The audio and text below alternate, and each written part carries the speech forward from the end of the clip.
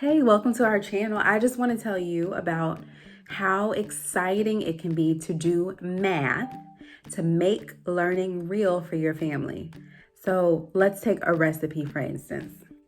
Find a recipe that you would love to try. I had apples in the kitchen that I was not going to eat, so I thought to myself, let me find a recipe for these. I reached out to a friend, talked about going to an apple orchard, and I got a recipe. I'm like, what? Apple fries with caramel dip. I was so excited, and I thought to myself, this would be a great opportunity for a family activity. It combines reading with math, with a little bit of science, and I can even tie in social studies or the culture if we were to take a trip or talk about the history of apples or where they come from or what region grows apples, what types of apples. Like, this thing could go all over. To be quite honest, I just wanted something sweet, but I started thinking about you guys and thought, they gotta get recipes. Get a recipe and make it a learning activity. So remember, we already talked about going grocery shopping and how you can involve the family and the kids with that. For these apple fries and caramel dip, you want to make sure that you obviously shop for the ingredients, but talk to your kids about that. They can help you pick out the ingredients. You can weigh your options and get the cheapest or most delicious option possible. You can read the recipe together.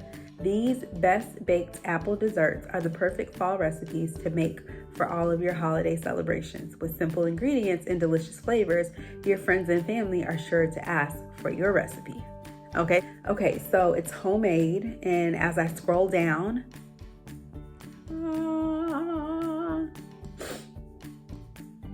it's a research project. Let's find the best recipe for what it is that we're trying to make. And then you read and you get the ingredients. So you can even do some research with this. This recipe is asking which are the best apples to use. Then it gives you, of course, the prep time, the cooking type, all of the ingredients. So I know I need tart apples, buttermilk, flour, Wandra flour, sugar, vegetable oil, more sugar, and cinnamon. And then for the dip, you need cream cheese. But the cool thing about it is all of these ingredients obviously have amounts. And so this turns into a math lesson. Well, how do we measure half a cup of sugar? You're gonna have to get your measuring cups out and you're gonna have to do some math. Then it's step-by-step instructions, right? That has to do with comprehension and following directions. Number 1, in a fry pan, a deep fryer, heat vegetable oil for frying. You got to do that first. Number 2, mix together the buttermilk and sugar in a medium-sized bowl. Peel and slice apples. Add them to the buttermilk mixture as you go to prevent browning. That's important. Comprehension. Think about it. Then there's the directions for making the dip. Then there's a video. Comprehension. Another way to understand multimedia, technology. The nutrition, you're even bringing in more science. This is 444 calories, 5 grams of protein, 86 carbs. Oh, yeah, I'm not making that.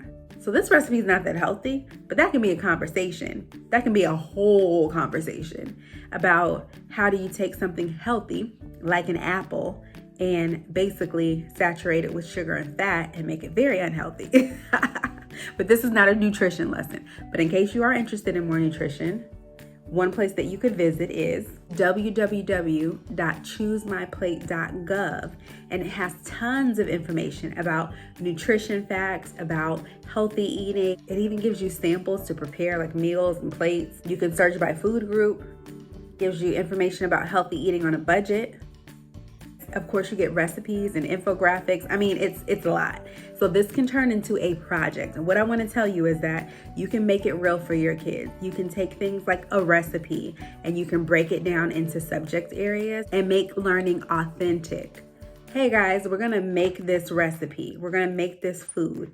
And before we do, or after we do, or while we do, we're going to be learning what it is that you need to know to be an adult, to be a 4th grader. to be a kindergartner, to be a healthy human. You know what I mean? So have fun with it. Get creative, explore, and let me know how it works out. As always, click subscribe, like, comment, share this video, and visit us over at www.sup-ed.com. All right, see you later.